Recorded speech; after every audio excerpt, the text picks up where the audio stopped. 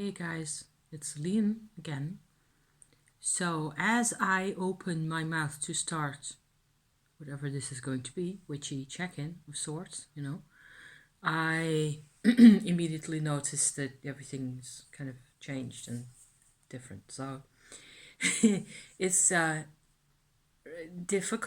more difficult at the moment for me to come out and tell my things. And that is actually a good thing because I will eventually get used to this whole new situation. I think what's happened is like a kind of a inner child part of mine, except it was more like an adolescent part of mine that has come to the surface very clearly. Okay, like I don't think I could have sort of pushed it back under the surface if I had wanted to.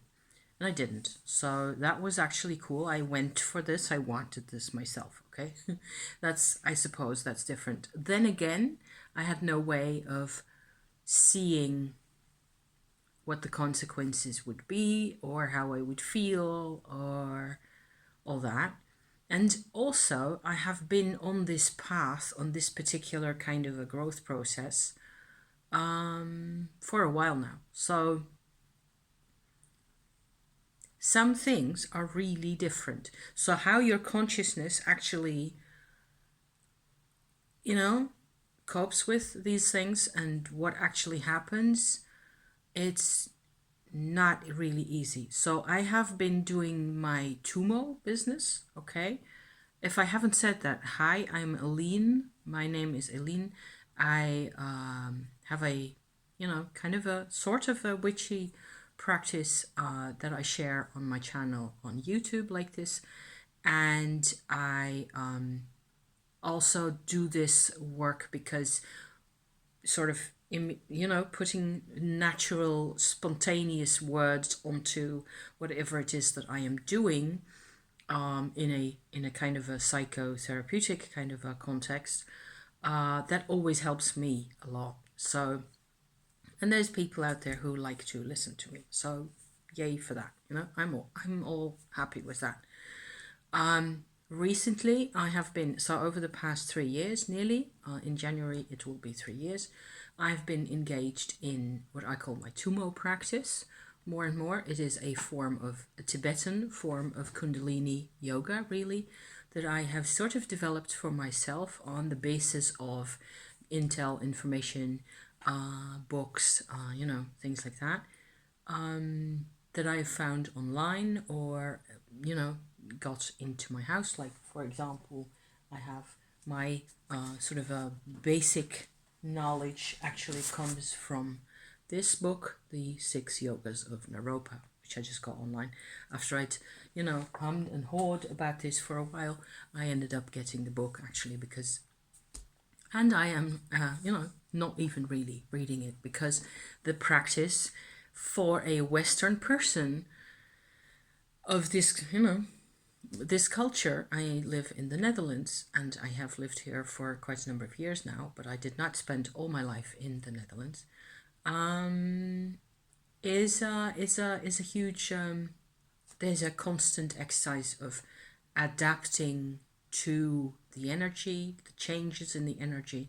I think that's actually what I have been trying to communicate on my channel over the past years, where I did regular-ish Tummo updates and things of that nature, just because I think it's a useful, it will eventually prove useful for people who want this kind of thing in years to come, if somebody is in this kind of a situation and you are not yourself a Buddhist of a particular school.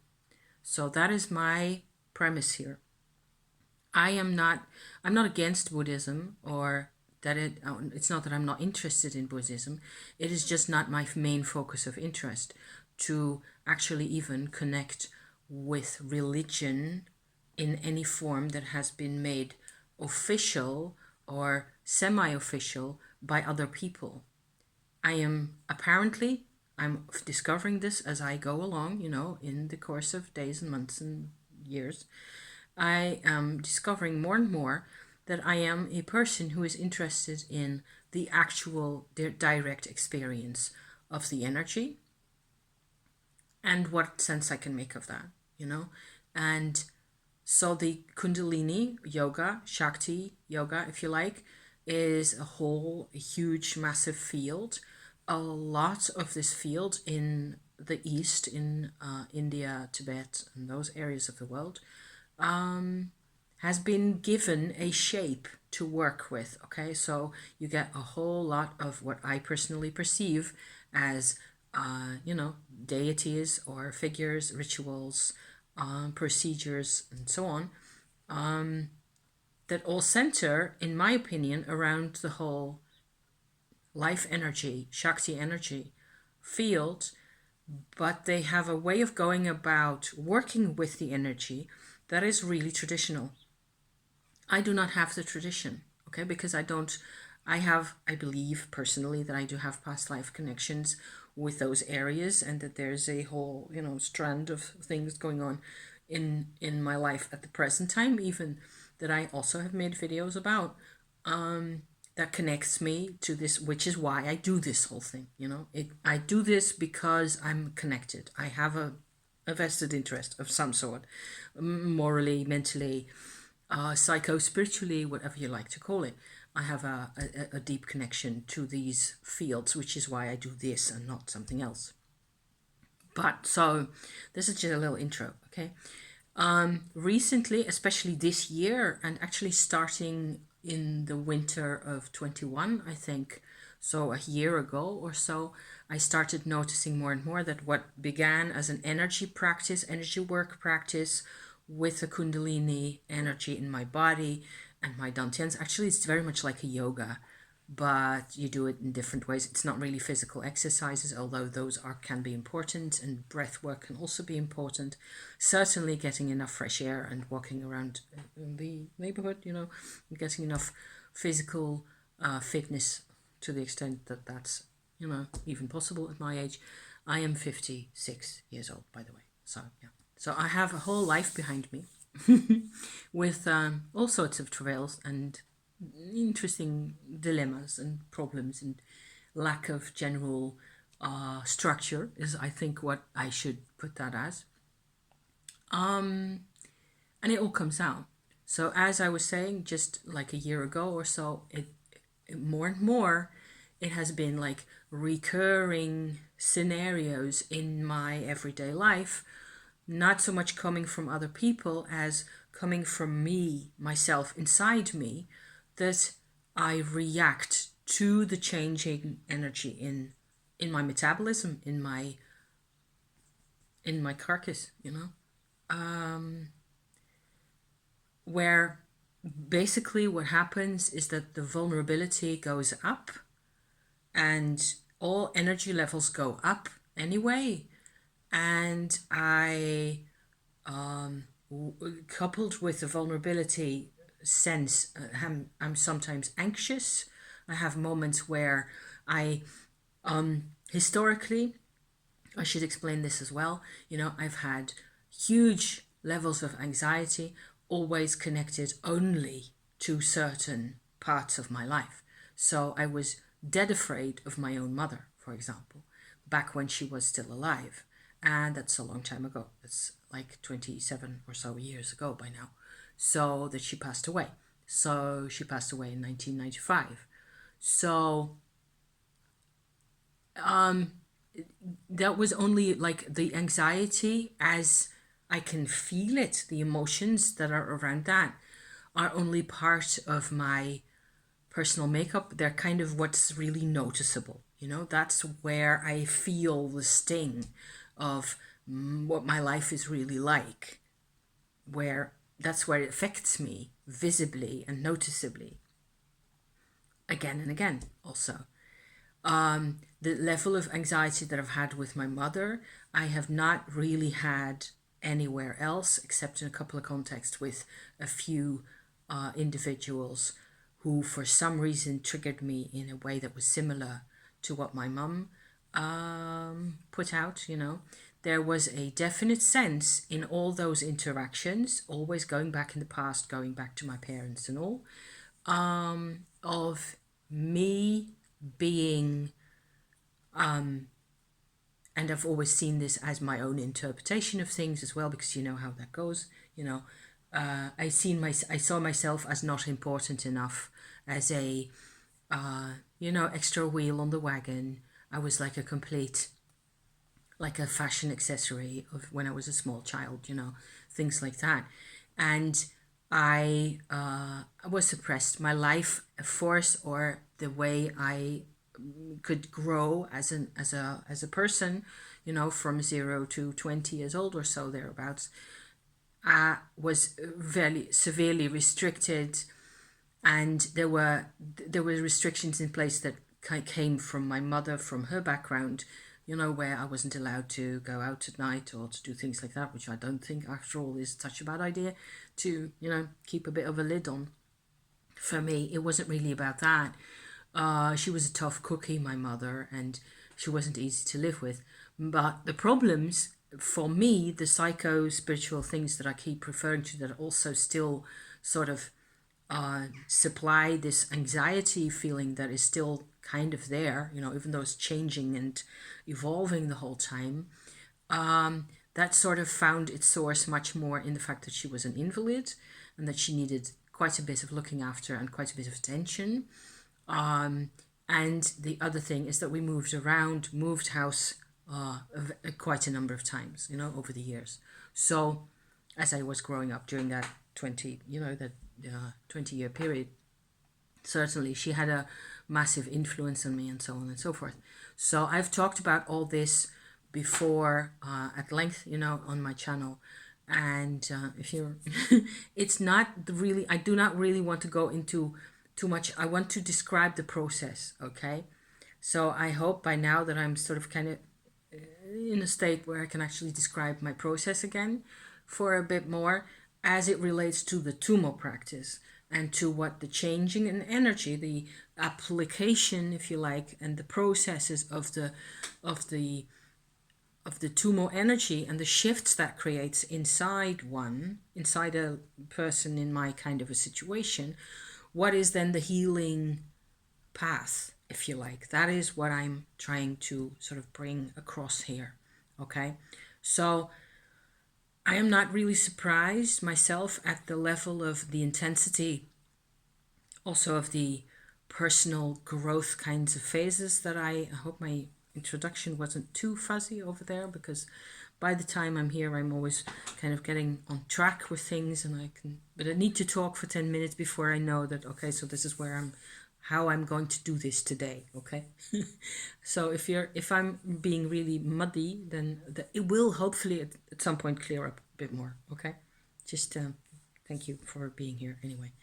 The thing is that there's a couple of tools that I personally think that you really need in order to do this practice, this Tummo practice, this Kundalini yoga practice successfully, and get out of it the max of what you can become as a person. Okay, I'm personally enormously passionate about making your life into what it should be, or what it should, not because other people think this, that, or the other, or because we've all been indoctrinated about how we should.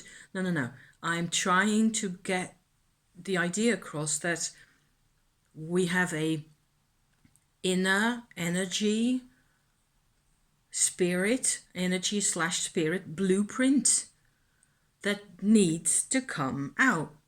Okay, and it's an individual thing, and each and every one person, male, female, child, doesn't matter, has a nature that needs to come out. And the nature is, in my opinion, always positive. There are no frustrations there. There is no powerlessness. There is no power dynamics, none of that, really. So there's a point that personally I find to already, be, inspiring. And if I get myself around to thinking of it like that. So that's what I'm searching for myself also. I'm searching more and more for myself to come out. Whatever happens within the context of this whole Tummo process is good in my book. Doesn't make it any easier though. So over the past whole week or so, I have been really, whether it was the planetary positions or the moon or whatever it was doing, or a sequel to the last lunar eclipse, very likely because astrological reasons, why I personally think that's quite likely that that has something to do with it all. I've been really working on finding a new way to live myself. And I suppose I have said this before because I personally feel also that I've gone through this type of process also on my channel with you guys a few times already. I've done the bit where there is a manifest, obvious, clear increase in vulnerability happening, and I'm trying to deal with that. That has happened before, and I don't think that it is invalidating what has happened now. On the contrary, it's more like you, in this kind of a process, you just have to, the wheel turns and you end up at the same spot again and again. It's also a spiral. Yes, very much. So each time you don't exactly get to the same point, you're up a level, going in a spiral up like that. But you do pass that same axis, that line where a fundamental question is asked. And in my case, it has everything to do, and that's what I was going on about, the tools that one needs, to do this process in a way that actually is successful. You have to be able to work with yourself, with your psycho dimensions. Your psychological makeup has to be like a territory that you can work with in one way or another. I've got a number of tools that I use all the time, like astrology, obviously, and tarot cards, which I use to great effect, I must say. I did a spread on, was it Friday? I think it was Friday, where I actually sort of set up a conversation spread with this part of myself, because I had what happened is I had an energy exchange, I suppose that's what you could call it, with a psychological part of myself that is like 30, that belongs to the period when I was 13 to 14 years old. Okay, only that part had been completely immobilized and completely dormant up until last week, and with incidental bits and flashes of things coming out that I had to deal with. But because I couldn't deal with the whole of the energy field that belongs there, I didn't know what to do with just these flashes. So that's one reason why I think this is kind of important to talk about, or worth sharing anyway, is that this is a very common kind of phenomenon. Intrusive thoughts, intrusive emotions, where the what you get to see in your own life or in somebody else's life or somebody who's close to you, sudden bursts of something, sudden like flashes, like I said, of emotion, or a disconnect suddenly happening, where what happens within the flash doesn't connect seemingly to what's on either side of the rest of that person's day, and we all may have this kind of a phenomenon happening to us. I don't know how common this is. It is fairly common for me to have to be emotionally very flexible. I have little sort of micro moods, which, if that's even a word, happening around things, and I have to sort of pay attention to do things that I really need. I have to hydrate properly. I have to make sure I've eaten. at some reasonable lapse of time, I must make sure that I sleep well enough. Things like that. Other people may have other needs or requirements.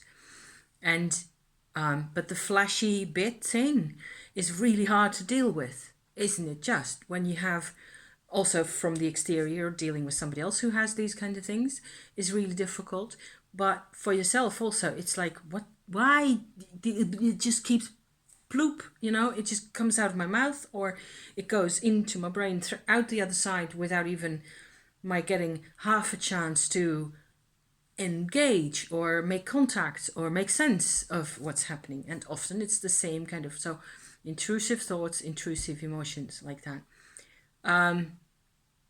I realized, I have notes here, so that's, if I look down, that's why I've got my whole self-care book, which is like a massive treasure turning into be.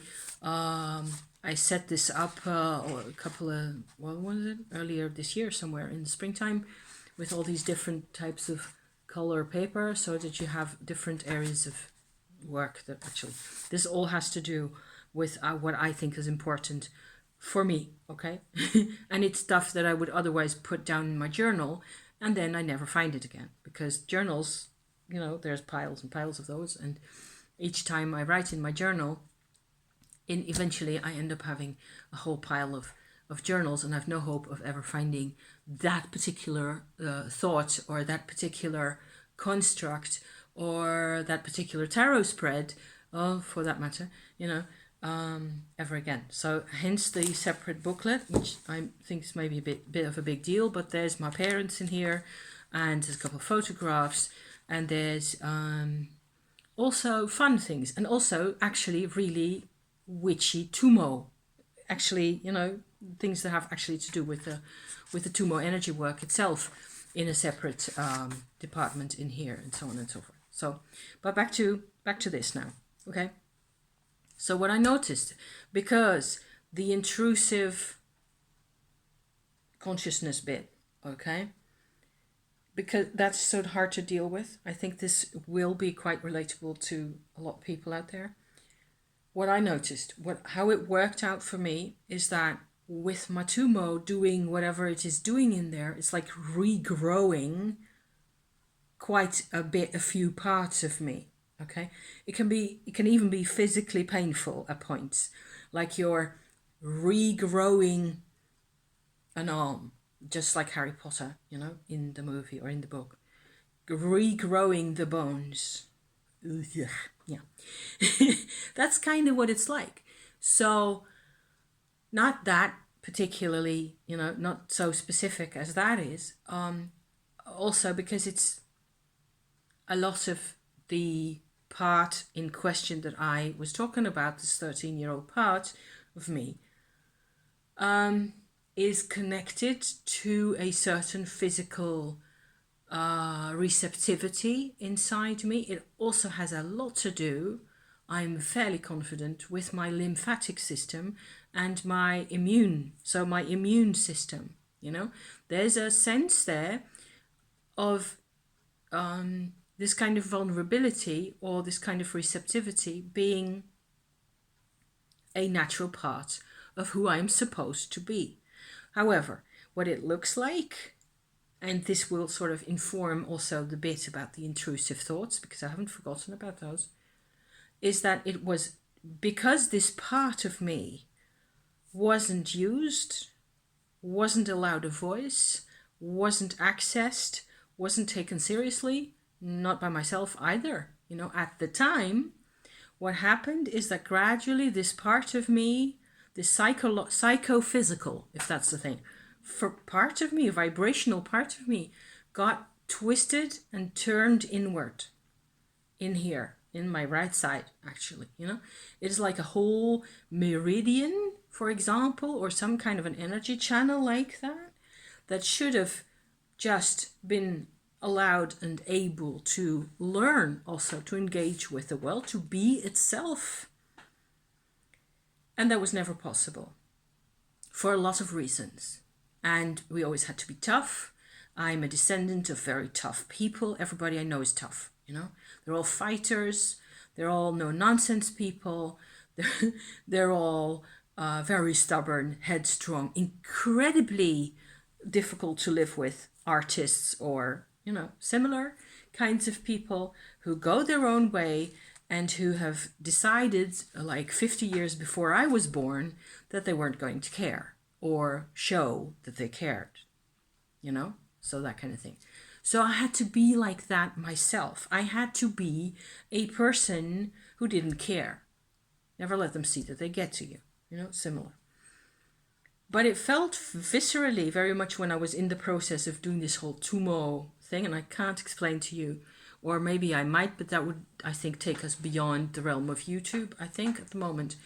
The result of the process was that the part of me that was actually turned inward, and this is also very much a physical, visceral kind of a part of yourself, that because of the Tummo energy coming in and regrowing everything according to the blueprint, according to the soul blueprint that you're supposed, SOUL, that you're supposed to have, okay? Instead of that, it was turned inward, and that malformation actually caused me a lot of physical pain, neuralgia, nerve pains, and or also you know, tonsil issues, lymphatic system issues, like things like that.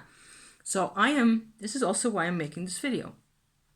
I want to share what it's been like, to the extent that I'm capable of doing that today. The effect of the Tummo on a given system, given situation, with a given set of problems, a kind of an incapacitation. And then what came out of that was, over the past 5 days or so, a huge increase, funnily enough, in vulnerability, in finding myself to become a real human being in ways that I could never have imagined. And it's really hard to pinpoint or to show exactly, but it's like everything's different again. And this has happened, so this kind of a process has happened to me before, since 2015, I think, when things started to, you know, to change for me. Personal change and Tummo Kundalini Yoga belong together. That's very obvious, okay? So the fact that the psychological part wasn't allowed to express itself and was suppressed, and especially the fact that that part of me had been discouraged from being alive, okay?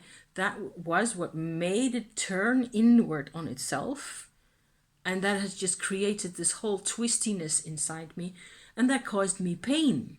So I personally would tend to think, but I still have to, you know, wait another month or two, you know, to see how my hormones and all the rest of it are doing, to assess how much actual nerve improvement, you know, neuralgia improvement there is going to be.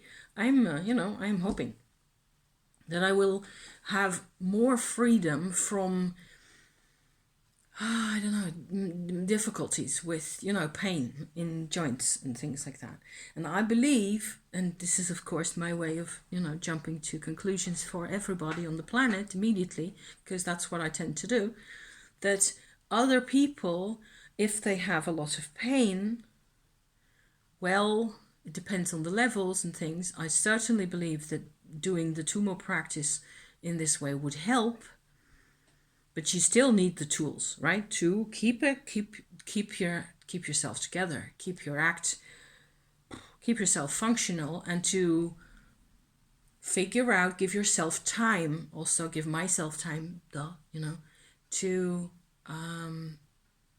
figure out what it feels like, because there's physical things, nerve pain things, etc., emotional things, and psycho-spiritual things, and they're actually one and the same. That is what I'm, you know, my main point of my story here today. So I became aware as I was going through this, and it was pretty intense. I don't mind telling you, Friday, Saturday, Sunday, and so on, that the pain that I'd experienced as, like joint pain and meridians that are pinching me constantly, and it's not because I didn't have enough vegetables or because I've got a mineral or vitamin deficiency or something like that. That may still be the case. In most people, that will, that will always be contributing factors of that nature, of course. But at the moment, I don't think that is actually the case for me. But the realization that came with the Tummo was that pain is the same as grief. And allowing for that to happen caused this whole 13-year-old part of me to sort of just manifest in my consciousness. And I dreamed after that of actually meeting this person, holding this person in my arms. And we were both in tears, and it was extraordinary. So I go through the thing consciously awake, then I go to sleep, and I dream something that is just like a sequel of what I've just been doing, which is freaking me out. Yeah. Another thing I wanted to point out, going back to my notes here, is that this 13-year-old, so this part of my energy, right? I was never this person. A psychological or consciousness, if you like, part of you is not, also an inner child of you, okay, is not you at that age. It is not a person, is my belief now. It is much more a part of you is, by definition, a part of you that was not allowed to express itself. If it had the possibility to express itself, for whatever reason that was the case, whether it was because there was a war going on or famine or other situations, or because people were hitting each other over the head the whole time and you just laid low and stayed out of trouble. Those kinds of things can be extremely discouraging, okay, for a person, for a real live human being. It was so discouraging for me to grow up with those people, to the extent that I actually felt like I had no life. All my childhood, before, when my parents were still together, before I was 6 or so, my parents were still together. They were constantly at odds with each other. I had no clue how to deal with any of it. It was chaos, and I wasn't even in shock or anything because I didn't know anything else. It was, if anything, there would have been a reaction in the sense of feeling slightly disgusted with the way those people behaved, but I've never registered that consciously. And after my 6th year or so, it has been an endless turmoil. I was with my mum only by then, because she got custody of me after my parents divorced. That was a whole spiel and a whole dramatic, a whole novel by itself, a soap opera, as I think we should say. And even then, the drama itself didn't really do that much for me. But later, when I was like 13, 14, 15 years old, and that's what I've been really surprised actually to learn, that affected me much more. The fact that she was ill and she was immobile and she wasn't going anywhere and nothing, and I was completely dependent on her. I wouldn't have even been able to imagine just leaving, or where would I have gone? I had no way of filling in any of those, of answering any of those questions. I didn't even know where to start. So I just tagged along, and I got actually more and more in a state of what, in hindsight, I would say is depression. This part of me was completely depressed, downwards.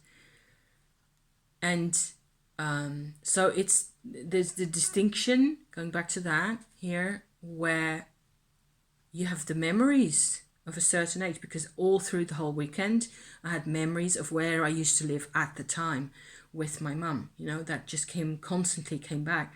So there was definitely some kind of an echo of the actual qualities of life that we did have at the time that was certainly there. But I have never been the part. I was never this part. This part, by definition, belongs to me. And it's what's doing most of the talking and thinking here at this point, I think. I hope, you know. But I need to find ways to collaborate with this part, and that's what I've been doing. Okay, so making this video is another installment.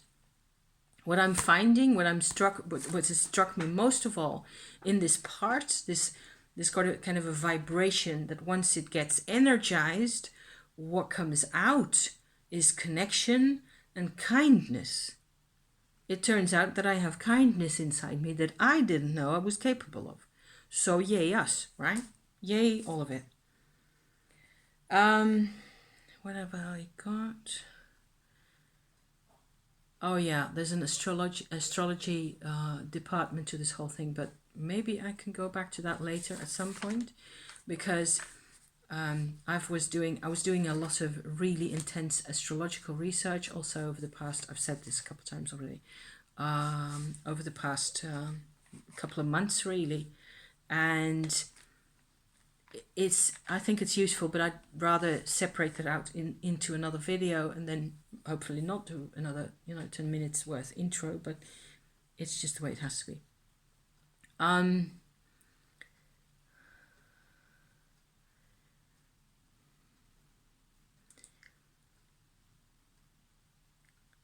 It doesn't do to have this part of you completely incapacitated, and it doesn't really get 100% incapacitated, and that is where the flashes came from.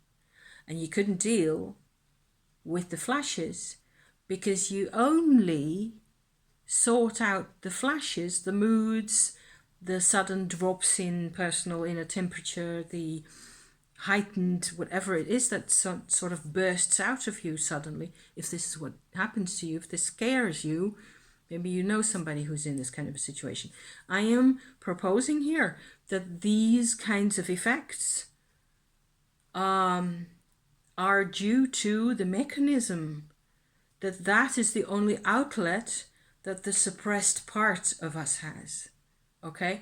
So this whole area of my identity that should have been a normal part of my human, female, whatever, kind of a self, as a person, there was just a whole chunk, like one part or two parts of the pizza was deactivated, completely turned inward, depressed, deactivated, immobilized, whatever you like to call that, paralyzed, And so I had physical pain as a result of that. I also had flashes and moods and weird, like I didn't know what to do with myself kinds of mental health moments, certainly flashes of anxiety and flashes of loneliness. Those are still there, but they're more pronounced and they're broader in a sense that it isn't like just like that anymore. It's more like a wave that's actually fairly constant, that I know now I'm allowed. I allow myself to feel whatever it is that's supposed to feel like, whether it's feeling alone or feeling sad or any of those, feeling angry, feeling abandoned, you name it, it's all there. And if you could just make a list of whatever it is that we've been going through, it's not surprising that there's pain. It really isn't. So yeah. So I'm getting more and more capable of sort of figuring it all out and putting it all together in one. So making the pizza whole again, making it into a whole circle to some extent. Yes, to the extent that I can actually, work on the different things. And I have always been a coper. One other thing that I wrote down for myself just now, then I will just put this away, is that I was, the part of these kinds of changes is why it's so difficult, is that you were always a coper. I was always doing the things from a coping standpoint, a coping perspective. As long as we get to the end of the day, as long as this, that, and the other, you know, as long as everybody else is happy, as long as the family is happy, I'm quoting here, whatever that means, as long as we survive through another day, you know, those aren't really ideal kinds of situations. Those aren't ideal perspectives. And for lots and lots of people in the world who are in worse situations than I am, hell yeah, you have no choice but to just go on coping and just, you know. But if you're in my kind of situation where actually it's peaceful, it's there's peace here. I can go to town, I can go buy my candles, which I will probably be doing later on today. I just ordered, I got my consignment in from my order from somebody who has a whole sheep's herd in the north of the country, and they sent me like this stuff. This is like the dark part of this. This I get right next door in a village quite just outside my village is somebody who's got these kinds of sheep, and these are this is the same kind of sheep but the dark version. I'm going to spin this in with my colors, which I've got going already, and I just carded some of this to just be able to continue on working with that soon enough. I got 5 different bags of sheep's wool in. You know, I have such a great life. I can just do whatever the hell I like. And so I spend a lot of my energy working on my Tummo so as to hopefully eventually, you know, I feel more and more come to a result, you know, a result that actually shows some value in the world. And it's scary and it's vulnerable and it's human and it's what we do. You know, what else can you do? You just have to, but not in a coping kind of a way anymore. You know, so sort of letting go of the coping ideas, the supergirl, superwoman kinds of ideas. As long as this, that, and the other, then I'm okay. You know, never mind me. Those kinds of things. To turn that around is scary. So yeah, so that was what this video was about. I hope some of this made sense out there. I have no idea. I am also really tired, and I will just have me another glass of water and then go to town to get my candles, because practical things need doing as well. And I have not gone into very many details in this story here today. There are there's actual things that I have to actually work through that I don't even dare to describe yet, you know, because it just gets too triggering and too difficult. But they're there, and